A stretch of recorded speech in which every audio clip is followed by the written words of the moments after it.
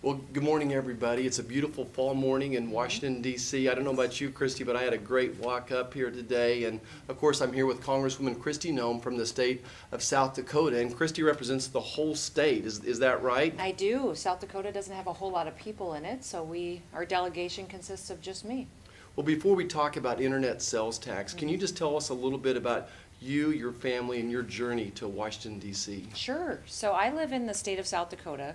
I'm a farmer and a rancher, and I've done that my entire life. Ran for Congress in 2010, so I'm in my fourth term. I'm married to my husband, Brian. He has an insurance agency that he runs, and then we have 3 kids. So Cassidy is our oldest. She's 23. Kennedy is going to graduate from college this year. She's graduating a year early. She's 20. So we always say that she's our favorite because she's finishing school so early. And then we have Booker, who's 15. He's a sophomore in high school.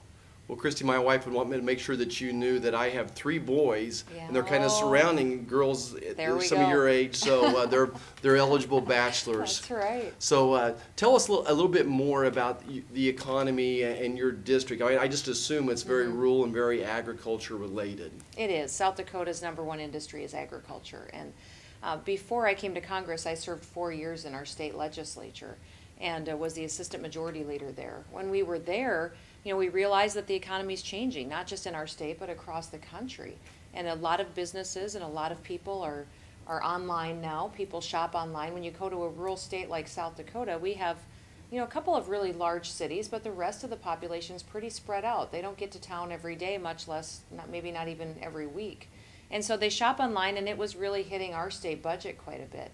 We don't have an income tax in South Dakota, so our main revenue comes from property taxes and sales taxes. And we noticed as sales tax revenue dropped, that it was because a lot of people were shopping online. So when I was in the state legislature, I worked on streamlined sales tax, making sure that our Main Street businesses weren't being discriminated against. One of the things we talk about in Rotary is this principle: is it fair to all concerned? Right. And as I think about when I go back home, I purchase something on Main Street, I have to pay a 7% sales tax, but I purchase it online and I pay nothing. Now the law is actually there, I should be paying it, but for some reason it doesn't get added.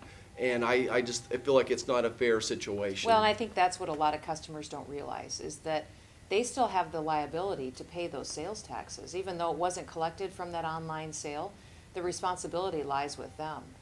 So not only do we have the Main Street small town retailers that choose to have a presence in our towns, they employ local people and create jobs, then they collect and remit our sales tax to the states.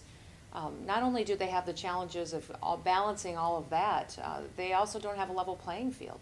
Those online retailers can often sell goods at a cheaper cost because they don't have to collect the sales tax and remit it to the state, and so they're undercutting them. And then it leaves the customer exposed to that liability. So our goal is to have legislation at the federal level that just makes it fair. Kristi, you're one of the strongest, most fiscal conservative people up here. I'll have people that'll say to me, my goodness, you're wanting to add a new tax. And I don't feel like we're adding a new tax. We're just trying to make this fair and actually enforce a current tax. Could you kind of just speak about that? Because we're both very much want a balanced budget. We don't want to leave debt to our grandchildren. I tell people that all the time. What this country does today is that we live off of programs and reap the benefits of them, and then we leave the bill for our kids and grandkids. So for me, that's a moral issue. It's not how I was raised, and it's not how this country should run. This is not another tax. This is a fairness issue. Customers already owe this tax, and it's not being collected and paid, and that liability lies with them. And our Main Street retailers that are suffering to keep their doors open, we already, in the state of South Dakota, 70% of our businesses have a tough time making it to the second generation. So there's already a lot of challenges on small businesses. If somebody has a restaurant, if they have a small clothing shop, if they have a little hunting shop or a gas station, and they're collecting sales tax and remitting it to the state, and then they're competing with someone who's not even in that state, isn't employing people there, they could be across the country, and then they don't have to collect and remit that sales tax. That's a fairness issue. And that's why this bill is so important. And it is becoming a revenue issue, obviously, for states.